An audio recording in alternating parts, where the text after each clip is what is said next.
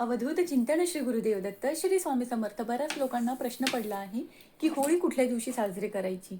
म्हणजेच धुलिवंदनाच्या दिवशी चंद्रग्रहण आहे आणि 2 तारखेला सूर्यास्तानंतर भद्रा नक्षत्र सुरू होणार आहे.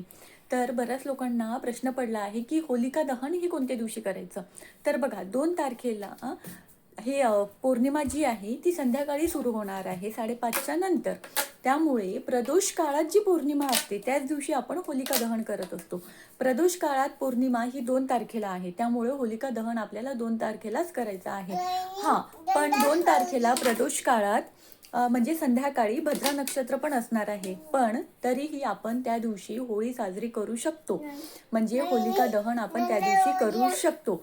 होलिका दहन काय म्हणजेच काय, तर आपण वाईटावर चांगल्याचा विजय असा त्याचा अर्थ असतो. त्यामुळे भद्रा काळ जरी असला तरी आपण त्या दिवशी होलिका दहन करू शकतो. आणि राहिला प्रश्न चंद्रग्रहणाचा, तर चंद्रग्रहण हे धुलिवंदनाच्या दिवशी आहे. त्यामुळे आपण होलिका दहन हे चंद्रग्रहणाच्या आदल्याच दिवशी म्हणजे 2 तारखेलाच करायचं आहे. भिवू नको, स्वामी सदैव पाठीशी आहे.